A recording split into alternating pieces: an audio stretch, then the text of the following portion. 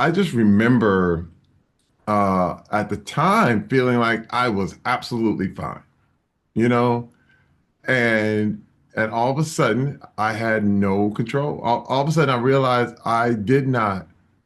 My life was out of my hands Yeah. instantly. Um, can you just talk to people? You know, you being a doctor, you being a specialist in this area. Um, can you talk to me a little bit about that, like how this works? And first of all, you are in recovery yourself, I but know. how does it work with people that you counsel and these kind of things? This is because that's the moment everything changes. Yeah, sometimes people recognize that things are out of control. Sometimes they have no idea.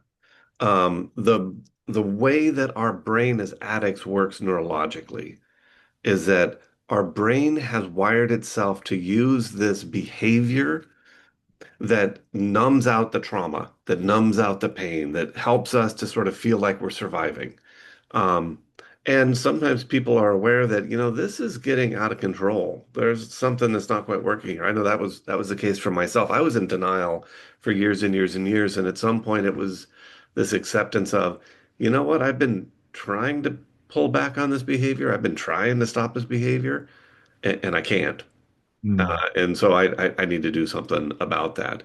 Other people, it's the denial because their brain is saying, if you don't do this, we're going to be overwhelmed.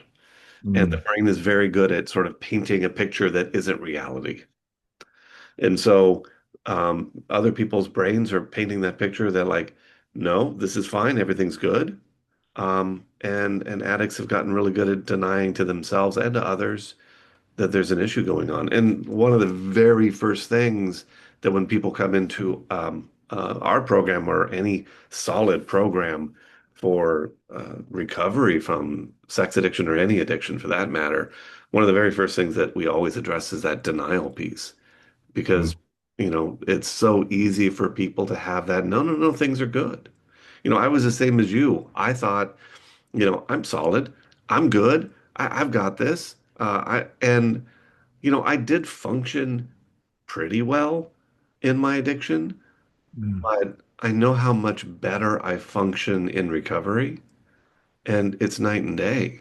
And no mm. matter how well I thought I was functioning when I was wrapped up in my own addictive behaviors and my addictive process, when I was able to loosen that up and let go of it and sort of find a recovery path, Wow. my ability to function as a husband, as a father, as a friend, as a therapist, exponentially different.